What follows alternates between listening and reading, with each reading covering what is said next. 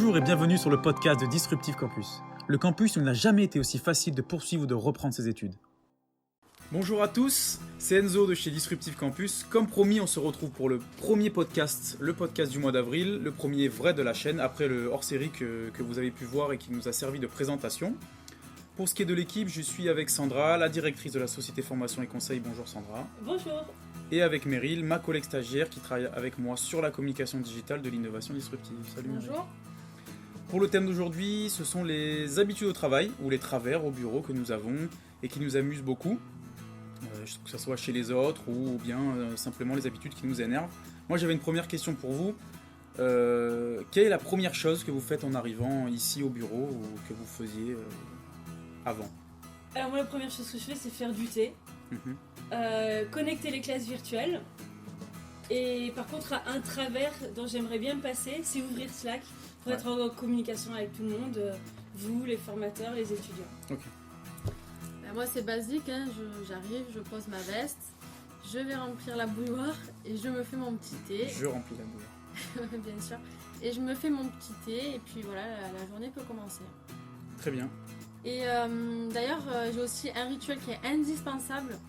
C'est je prends toujours une petite lingette avant de commencer à travailler pour nettoyer mon écran, mon ordinateur, l'écran de mon téléphone. Le fameux. Parce qu'il y a c'est toujours gras ou je sais pas ce qui se passe, mais les écrans ils sont pas. Donc c'est ton rituel indispensable. C'est ça. Rituel indispensable. C'est ça. Alors moi en indispensable voilà c'est le thé. C'est vraiment le thé. On en a déjà parlé, il est plus souvent froid que chaud, parce que je le fais chaud, parfois même très bouillant, et le temps que je le boive, il est trop froid. Mais, ou alors c'est à l'inverse, je vais me faire 10 thés dans la journée, parce que j'en ai besoin, mais c'est mon carburant. Mais moi, j'ai pas vraiment de rituel indispensable, on va dire. Mes journées ne se ressemblent pas, voilà, on va dire. Non, c'est vrai que je bois du thé comme vous, mais pas tous les jours. Non, c'est pas quelque chose d'indispensable pour moi. Quoi. Pas autant que nous. Non, voilà, et il n'y a pas le petit truc qui fait que ça y est, t'es au boulot et t'as besoin de faire ça non, pour justement, te dire t'es au boulot. non, pas Hormis spécialement. ouvrir l'ordinateur. Pas spécialement, non. Non, forcément, mais sinon, non, pas spécialement. Après, on a tous nos petites habitudes. Moi, par exemple, quand j'étais en stage, un de mes précédents stages, il y avait une fille, son rituel, c'était tout le temps de mettre du parfum.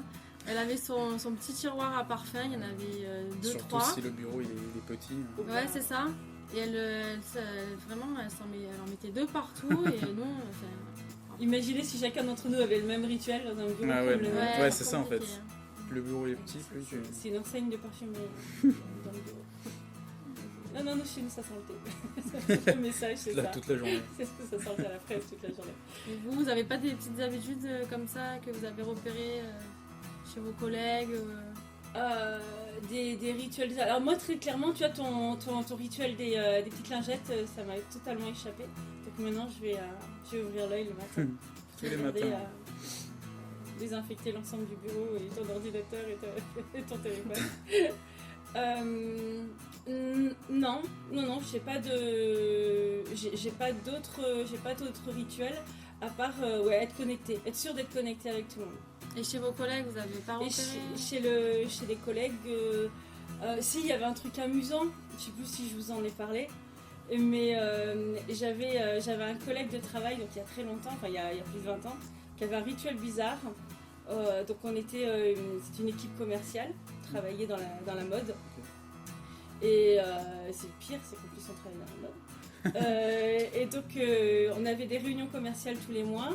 Et chaque mois, pour les réunions commerciales, il avait un rituel, il venait avec la cravate et les chaussettes assorties.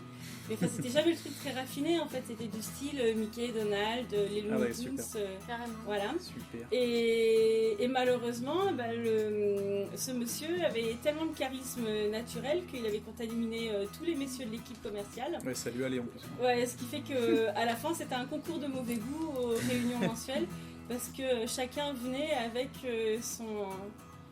sa cravate et ses chaussettes assorties avec un personnage quelconque. Enfin, on a pu voir les personnages de BD, Tintin. Oh non.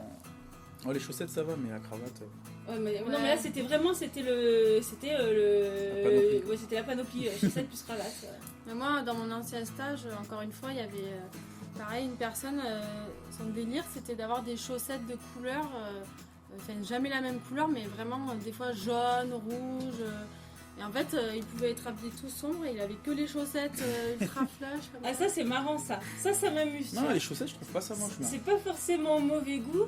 Comme de toute façon, enfin en plus, quand c'est dans certains métiers, les messieurs ils sont plutôt. C'est un uniforme. Oui. Ils n'ont pas le choix, c'est le costume.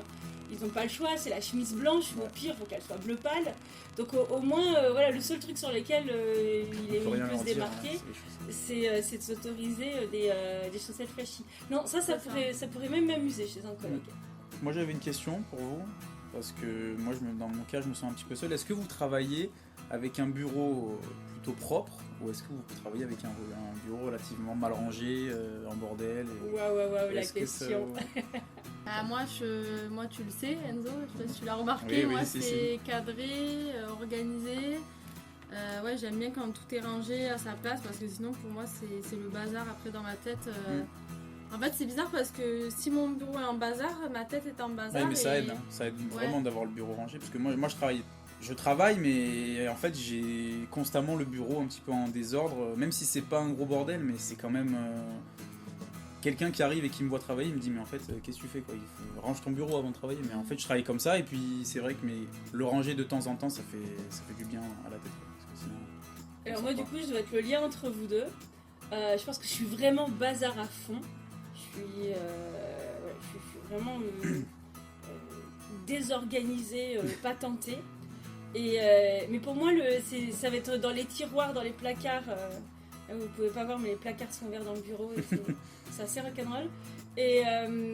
Mais par contre c'est super inspirant pour moi, un bureau bien rangé. Ah oui, Donc c'est j'adore par exemple passer des heures sur Pinterest, aller regarder les bureaux avec la petite déco, le petit bureau solo, avec le tableau d'inspiration au-dessus du bureau. Enfin, voilà, moi tout ça je trouve qu'un bureau bien décoré, bien rangé, ça donne envie d'aller bosser, ça donne envie, ça booste la créativité. Et ça donne envie quasiment de changer le monde. J'adore ça.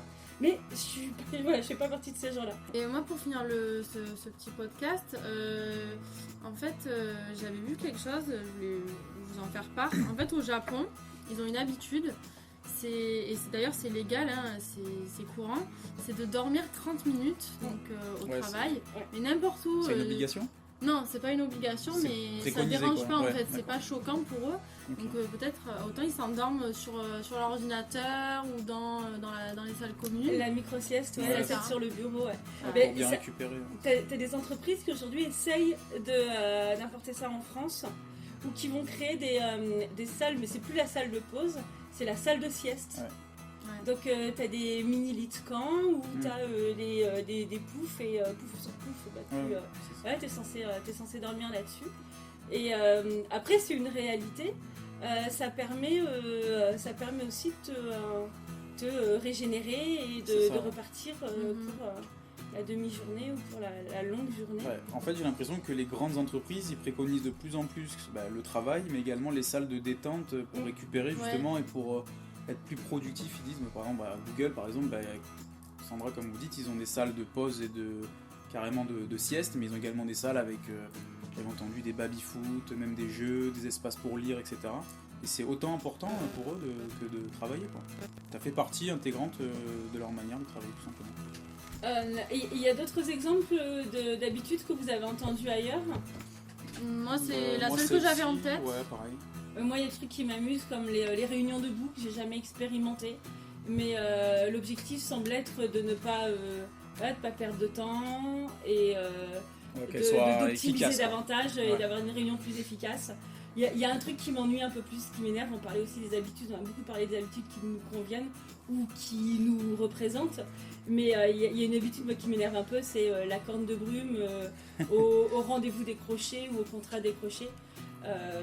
Ça fait 3 ans qu'on travaille avec d'autres startups dans des espaces partagés et à la fin le concert de corne de brume parce que bien évidemment tout le monde l'a appliqué, c'est un peu lourd mais alors ici on peut pas le faire parce que ouais, non, ici... ça se fait aussi ici. Non mais je veux dire dans les bureaux ici ça se fait aussi. C'est vrai ouais. Mais non.